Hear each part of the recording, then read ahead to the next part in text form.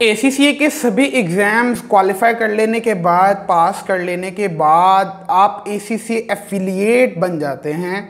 और अब अगर आपने ACCA बॉडी के मेंबर बनना है तो आपके लिए रिक्वायरमेंट है कि आप आर्टिकलशिप करें। आर्टिकलशिप मतलब कि आप ट्रेनिंग करें किसी जगह पे। ACCA की आर्टिकलशिप की सबसे अच्छी जो बात है वो ये है कि आपको बाउंड नहीं किया जाता कि आपने फर्म जाना है या इंडस्ट्री जाना है।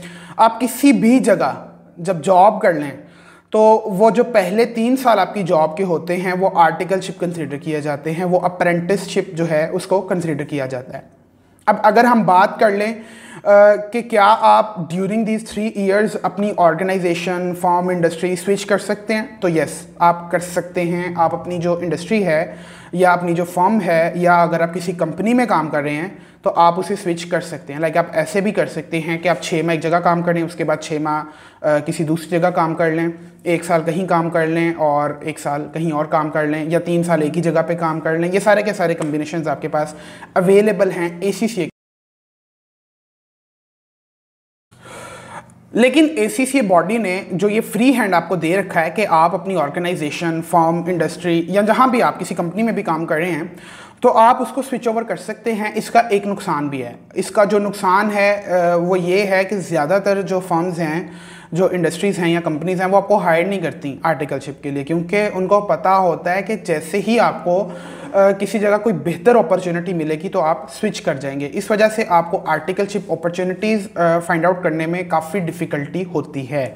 और अगर मैं बात करूं कि आप पाकिस्तान में रहते हुए ACCA क्वालिफाई कर रहे हैं, ACCA बल्कि आपने कर चुके हैं और अब आप आर्टिकलशिप ढूंढ रहे हैं, बिग 4 के अलावा बहुत ज़्यादा मुश्किल हो जाता है आर्टिकलशिप अपॉर्चुनिटीज़ को हंट करना या फाइंड आउट करना, क्योंकि कोई भी ऑर्गेनाइजेशन आपको इस वजह से ज़्यादा प्रेफर नहीं करती क्योंकि आपके पास स्विच ओवर कर लेने के चांसेस हैं।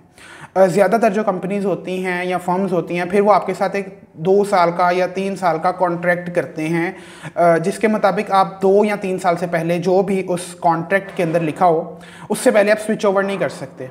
तो ये कुछ जो है वो डिसएडवांटेजेस भी हैं ACCA की। अगर मैं बात करूं बिग 4 के अंदर, तो बिग 4 के अंदर ACCA के स्टूडेंट्स को, ACCA एफिलिएट्स को बहुत ज़्यादा प्रेफर किया जाता है, उनको हायर किया जाता है फ्रीक्वेंटली। उसकी वजह ये होती है कि जो ACCA एफिलिएट्स होते हैं इनको एग्ज़ाम लीव्स की रिक्वायरमेंट नहीं होती है, इन्होंने सिर्फ काम करना होता है। लाइक अगर एक CA का स्टूडेंट जा रहा है तो ऑब्वियसली उसको अभी बाकी के एग्ज़ाम्स में अपीयर होना है, वो एग्ज़ाम लीव्स भी मांगता है और ऑल दैट स्टफ। लेकिन जो ACCA का एफिलिएट स्टूडेंट होता है वो अब चूँकि उसके सारे के सारे एग्ज़ाम्स क्लियर हो चुके होते हैं, उसको मज़ीद एग्ज़ाम्स में अपीयर होने की कोई ज़रूरत नहीं होती। इस वजह से वो एग्ज़ाम लीव्स जो है वो निकल जाती हैं। इस वजह से जो बिग 4 फर्म्स हैं उसमें ACCA के स्टूडेंट्स को ज़्यादा प्रेफर किया जाता है। और अगर मैं बात करूँ कि ACCA एफिलिएट्स ज़्यादातर बिग 4 में जाते हैं तो ये गलत नहीं होगा। ACCA की आर्टिकलशिप के बारे में हम बात कर रहे हैं तो सबसे इम्पॉर्टेंट बात स्टाइपेंड की आ जाती है। स्टाइपेंड की अगर मैं बात करूं तो अगर आप बिग 4 के अलावा किसी फर्म या ऑर्गेनाइजेशन में जाते हैं, पहले फर्म की बात कर लेते हैं, तो जो बिग 4 के अलावा फर्म्स हैं वो आपको कोई इतना खास पैकेज ऑफर नहीं करती। लाइक मैंने ऐसे भी स्टूडेंट्स देखे हैं जो 8000 पर मंथ के स्टाइपेंड पे भी काम कर रहे हैं, लेकिन मजबूरी क्या है कि उनको ACCA की मेंबरशिप लेने के लिए ये आर्टिकलशिप ज़रूरी है। लेकिन इसमें एक पॉइंट ये होता है कि आप एनुअल, जब आप 1 साल का आपका पूरा हो जाता है तो आप एनुअल इंक्रीमेंट जो है वो डिमांड कर सकते हो। लाइक ACCA की जो बॉडी है, प्रोफेशनल बॉडी, उसने कोई मिनिमम स्टाइपेंड लिमिट सेट नहीं की हुई जैसे ICAP ने की हुई है। तो उसमें फिर ऑर्गेनाइजेशन के साथ आपका जितने में कॉन्ट्रैक्ट हो जाए वही आपका। दूसरे नंबर पे अगर हम देखें कि कोई स्टूडेंट है जो किसी कंपनी में जा रहा है अपनी आर्टिकलशिप के लिए और उसको कोई अपॉर्चुनिटी मिल जाती है, तो उसमें ये होता है कि आपको अच्छी खासी जो सैलरी है वो ऑफ़र की जाती है। वो बेसिकली क्योंकि ACCA जो है वो आर्टिकलशिप में और आपकी एम्प्लॉयमेंट में कोई ख़ास डिस्टिंक्शन नहीं करता है, तो आप मतलब जॉब भी कर रहे हो तो वो आर्टिकलशिप ही काउंट होती है। तो वहाँ पर अगर आप इंडस्ट्री में जाते हैं तो आपको बेटर अपॉर्चुनिटी मिल सकती है, आपको ज़्यादा सैलरी ऑफ़र हो सकती है, 30 to 35,000 भी हो जाती है in the very beginning.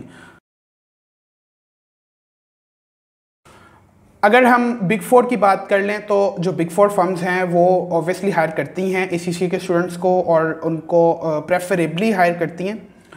Big four firms में जब आप जाते हैं तो फर्स्ट ऑफ ऑल आपका जो स्टाइपेंड होता है वो नॉर्मली अच्छा होता है, लाइक 15 से 18 हज़ार में आपका रेंज कर सकता है, यहाँ से आपको स्टार्ट मिल सकता है। और विद एन ऑप्शन कि आपके पास एनुअल इंक्रीमेंट भी होता है कि आप एनुअली जो है वो आपका इंक्रीज़ हो जाता है स्टाइपेंड। और बिग फोर का ऑब्वियसली जो सबसे बड़ा बेनिफिट होता है वो ये होता है कि आपके पास एक दफ़ा बिग फोर का जब टैग लग जाता है तो आपके पास काफ़ी अपॉर्चुनिटीज़ ऐसी होती हैं जो अनलॉक हो जाती हैं।